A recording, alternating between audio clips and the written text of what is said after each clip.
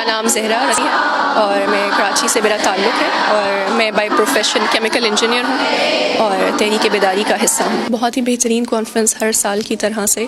اور جو ٹاپک اس دفعہ انتخاب کیا گیا ہے وہ اس وقت کی ضرورت ہے ہماری کہ فیمنسٹک بہروپ کے، جہاں ایک عورت کا تقدس پامال کر کے جو بہروپ سامنے رکھا جا رہا ہے اور یہ نجات کا راستہ بتایا جا رہا ہے کہ گویا جس نے بھی یہ بہروپ جس نے بھی یہ روپ اپنے اوپر ڈھال لیا بس وہ آج کامیاب ہے. اس کے مقابلے میں فاطمہ الزہرا کا پاکیزہ چہرہ امت کے سامنے ہم اپنے کرداروں میں اتار کے رکھیں اور بتائیں کہ دراصل میں عورت کا جو مقام خدا نے مختص کیا ہے وہ صرف کردار فاطمی کی تصحیح کرتے ہوئے اور ان کی سرمشق کرتے ہوئے ہم اپنی نجات تک اور اپنے مقصد خلقت تک پہنچ سکتے ہیں. ایک right step in the right direction ہے کہ اب جب فیمنسٹ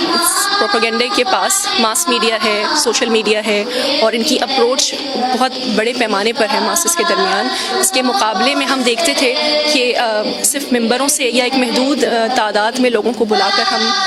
اپنا مدعا بیان کر سکتے تھے. لیکن اس بڑے پیمانے پہ اس کانفرنس کا انعقاد کرنا پورے نیشنل لیول پہ کہ جہاں پورے ملک سے خواتین مختلف شعبوں سے تعلق رکھنے والی تشریف لا رہی ہیں، اور پھر میڈیا کو دعوت دینا اور یہ ایک صحیح پیغام، ایک عورت کا صحیح روپ فاطمہ الزہرا کے شان میں لوگوں کے سامنے رکھنا، پاکستان کی اور گلوبلی سامنے رکھنا، یہ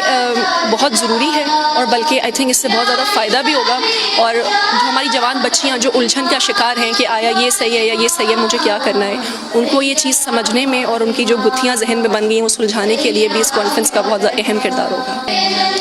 ام الکتاب کی حیثیت ایک شجرہ طیبہ کی ہے کہ جب ہر طرف سے ہمارے پاس یہ الغار ہے، ثقافتی الغار ہے ہمارے اوپر، اور مکروہ چہرہ سامنے خواتین کا آ رہا ہے، اس میں ایک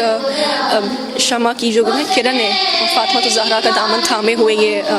بہترین درسگاہ تعمیر دی گئی ہے. یہاں سے یقیناً جو بچیاں نکل رہی ہیں وہ معاشرے میں ایک پازیٹیو چینج لے کر آ رہی ہیں، جو امام زمانہ کے ظہور کے لیے راستہ ہموار کر رہی ہیں، جو خدا کے نظام کے لیے کوشش کر رہی ہیں اپنا بہترین کردار لوگوں کے سامنے رکھتے ہوئے. تو